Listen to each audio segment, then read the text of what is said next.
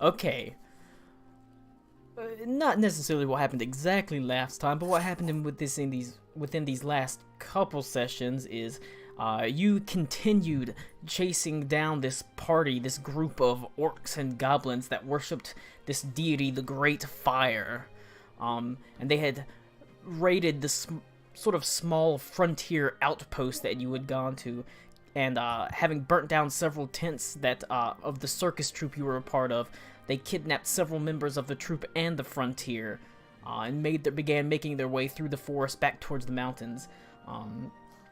The sort of head of the guard, the head of the Queen's Guard there, Captain Clemen, obviously wanted to follow him, but however, being the only real sort of authority in the area, he couldn't, and having such a small amount of guards at his disposal, he couldn't really chase after them for more than a day, and so he essentially offered to pay you to chase after them for him, because he thought, he can't go more than half a day from this fort, so he needs a party to go after them. You chased them through the woods, ran into some sort of interesting encounters along the way, an artificer in a huge tower, burnt bodies, which is no good. Eventually tracking them down, a splinter of the group had broken away and were holed up in a burrow, and they had the captives with them because the captives were slowing the main group down. You went into the burrow, began clearing it out, faced an ambush of sorts, and managed to save the small amount of people that were left with them, particularly a young child and two men, one of which had his hands chopped off. Yeah, that's right. In the fight, one of your allies, the sort of fanboy of Bulwark, Damsel, sustained some very heavy injuries at the hand of essentially a cleric of the Great Fire. He was severely burned, but he did manage to get away with his life. You made your way back towards the frontier, and that's where you find, or the frontier town, and that's where you find yourself.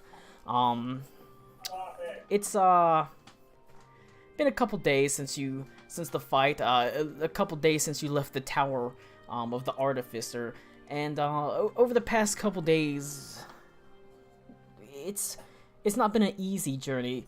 As you know, the forest underbrush is dense and heavy, and there are sort of beasts around you. You haven't run into any major encounters. However, by the end of the second day, both Damsel and Mr. Timmons, the man who lost his hands, are beginning to flag. You've saved their lives through healing, but obviously Mr. Timmons is still injured, having lost both of his hands. His wounds still ooze a little bit of blood, but he's not bleeding out, and Damsel has suffered terrible burns across his body, and though your healing has largely cleared them, there's just this disgusting reddish pink scarring across half his body where this paladin burnt him, or this cleric of the Great Fire burnt him. And that's sort of what you're... Oh, sorry, go ahead. And that's sort of what you're doing. You're supporting the two of them as you stagger back to the camp, to the frontier town. I did want to say, if I can, are you? Sorry, Colin, are you done? I'm done with the general. The general sort of rework of what? Recap. I'm hearing an echo. I was thinking about that last session. That might be me. You said you're hearing an echo when you talk? Yeah, it was you. It is me? Okay, I'll put in my headset. Second. There you go. That should be better. I was thinking after the last session, after Bulwark went into the cave with the fire, I was actually thinking Bulwark would not be okay coming out of that, given the what happened with the circus and the fire there. I was actually thinking that he has some scarring on his on like his wrists and his hands from the fire that him and considering you did grab a burning chest, so that's fair. Well, actually, they were already like that from the the fire that Elwyn and I were involved Yes, your in the backstory. The circus. circus fire, yeah. So yeah, so I think that Bulwark stumbling out of that cave would probably be not all 100% okay. He'd probably be a little quiet. Okay, We'll try roll and... a wisdom saving throw for me. Where the fuck are my dice? Hold on.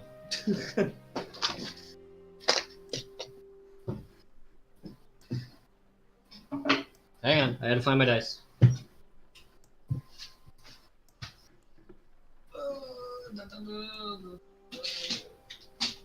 Those are other people's dice.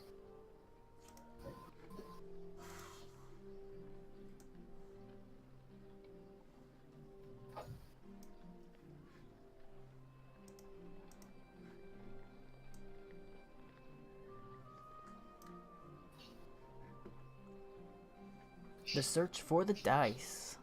He does know there's a dice rolling program here, right?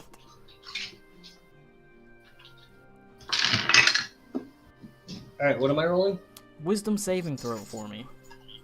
I'm hearing saving throw, but you're cutting out. Wisdom saving throw. Wisdom saving throw, okay. That is going to be... That is not level.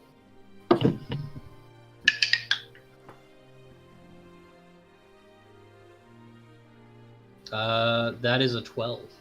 Or no, I'm sorry, that's a 9. Alright. You are going to suffer... Oh, let me roll real fast, because I need to roll a d4.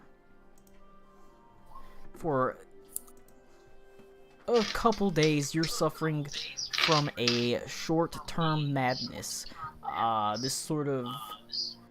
It's not that you were so consumed by fear, but this being in this fire and these sort of memories have affected you to the point that you're a little bit off.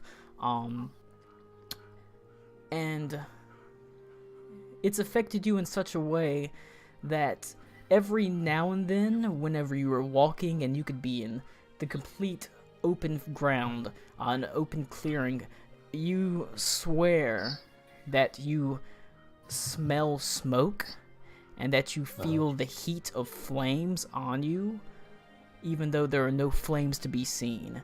And every time this happens, you suffer from fear, basically. Okay. And it's like I said, it's not permanent. It's just gonna be for a few days, but it's just affected you in such a way that this has happened. Gotcha. Okay. No, I like that. All right. Gracie, stop. Gracie is breathing like real heavy. I can hear her behind me, like. What was that? Gracie's breathing so heavy, like she's behind me. I hear her going. Colin, you are breaking up. Is your mom watching TV? Yeah. Am I breaking up for anyone else? Yeah, I'm A little bit. Yeah, It's not as bad as it was the one day, but you are breaking up maybe like one every 6 words. Yeah, she's watching YouTube or something. Okay. Off in the no worries. background. Just wondering. Yeah, if it gets real bad, I'll see if I can do bad. something about it. I've got some stuff. I've got stuff running in the background, so I can close that down if it gets real bad. I've got recording stuff in the background, so. Are we recording? I'm recording for personal logs, basically. Ah, okay. If I could upload it to YouTube, but, well, I don't need that sort of criticism again. Alright. But yeah, if it does get that bad, just tell me and I'll shut that down. Okay. It's not nearly as bad as it was that one day, where it was like every other word. It's maybe like 1 in every 6 or 7, so we're pretty good. Yeah, and I think a lot of it is because she is watching YouTube, but All right. And that's so after that sort of recap, that's how you find yourself. Damsel sort of has his arm thrown over Bulwark as y'all are sort of essentially staggering in to the frontier town. Okay.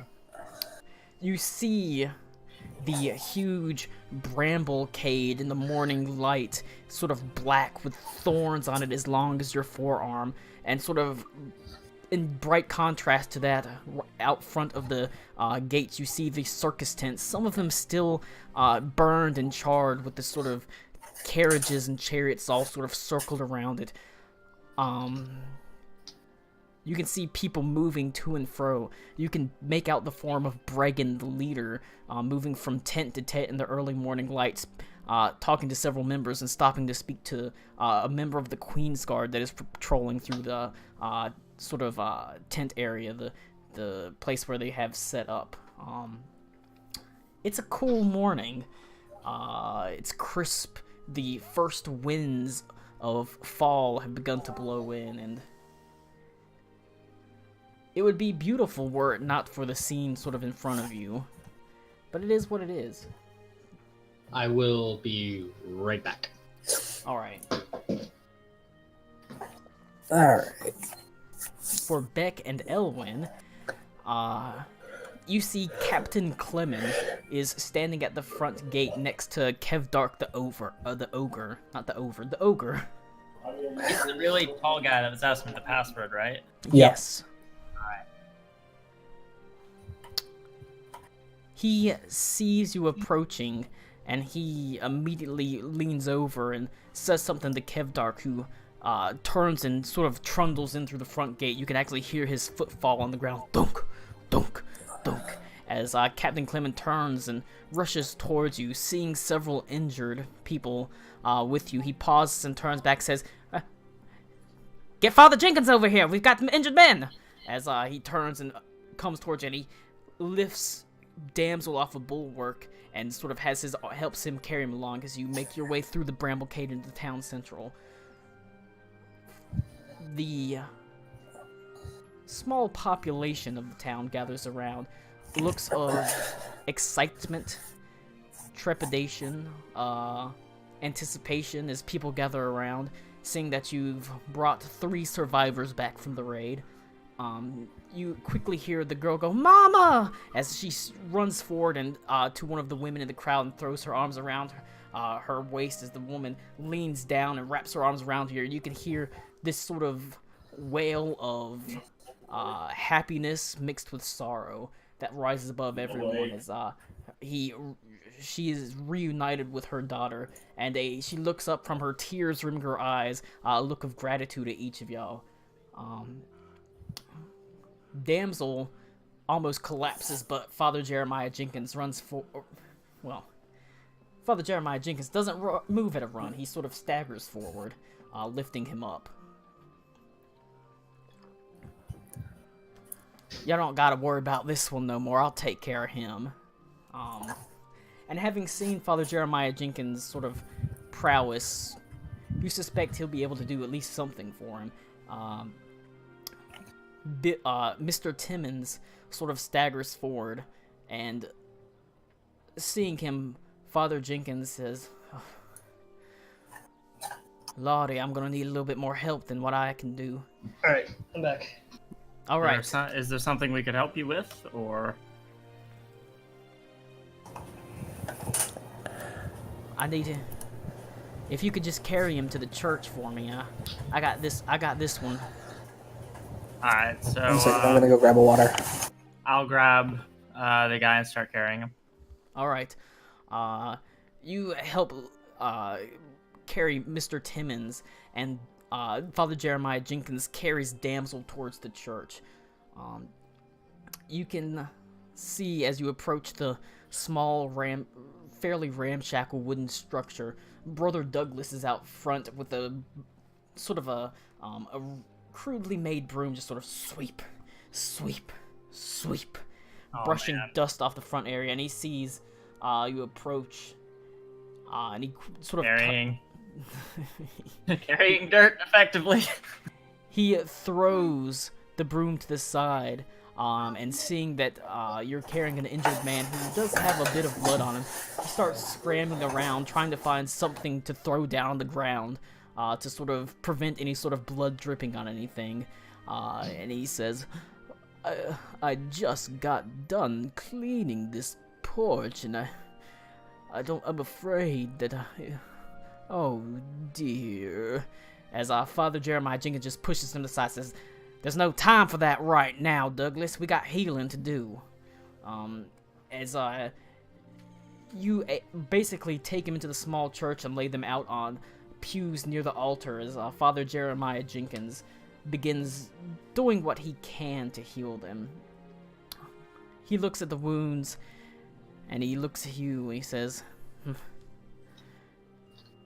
well, these men should be dead, from what I can see. I imagine you had a hand in preventing that.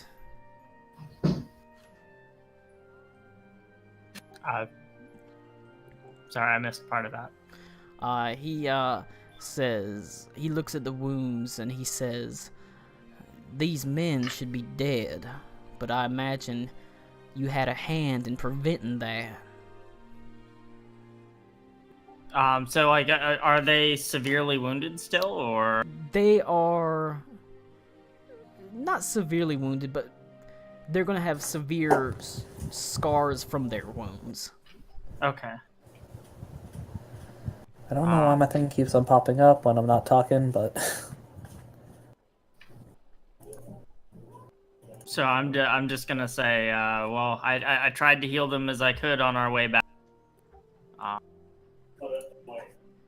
But I wasn't able to help entirely. You done as well as anyone could expect. In fact, I'd say you done better than most. I'd say if there was anyone deserving of taking their oath, it's you. Is that something I'd be able to do? Well, as I said before you left, I'd look into you taking your oath, and I have. I've spoken with some of the fathers, the higher-ups in the church in Pendragon, and well, we have discussed things that you could do, some trials that you could undertake. I myself have unfortunately been called away from this town, but there are a couple things you could do. There is, well, you could join me. I'm traveling to the south to the city of Mwabala. There has been an outbreak of disease. It's a very large city. They've been right. I know where that is.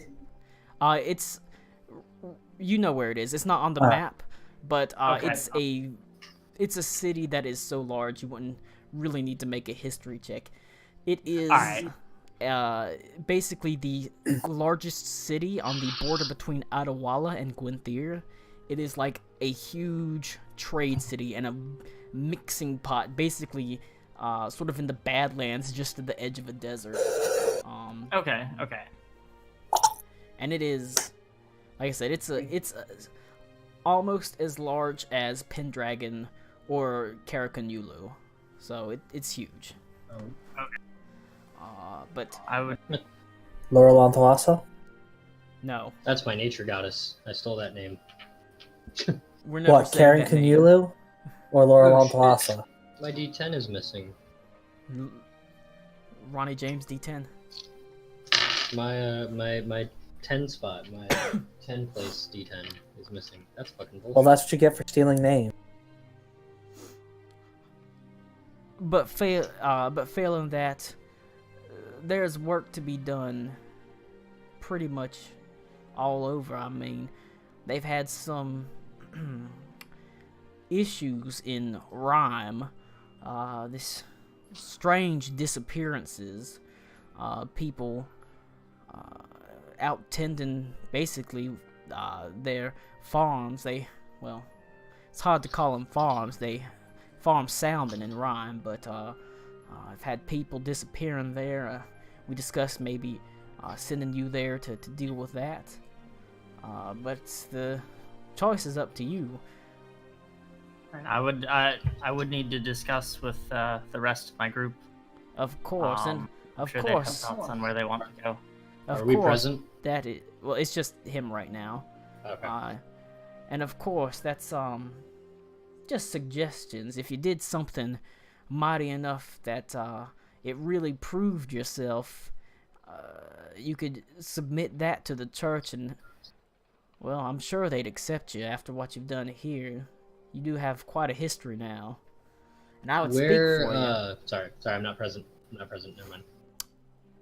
If y'all want to do something, you can. Gareth and Beck, you're still at the entrance of town. You saw Gareth and Father Jeremiah Jenkins head towards the church carrying Damsel and Mr. Timmons.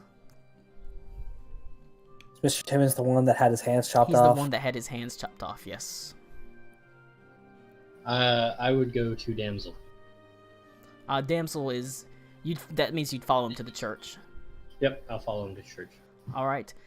You're sort of standing towards the back. You can see Brother Douglas has disappeared toward the back of the church, and he comes back with a large canvas tarp that he's placing sort of around Mr. Timmons, who's still bleeding a little bit, sort of looking worriedly at the blood. He's turns to you and says, "I don't guess you know how to get blood out of upholstery, do you?" Out of what? Upholstery. Oh no, that would be Bulwark's actual reply. He would know what that word is. Have you tried smashing it? It's not that stupid. Colin, you are starting to break up more frequently. Come on, you're telling me Bulwark wouldn't try punching the stains out? Well, But- I guess I'll try some trial and error.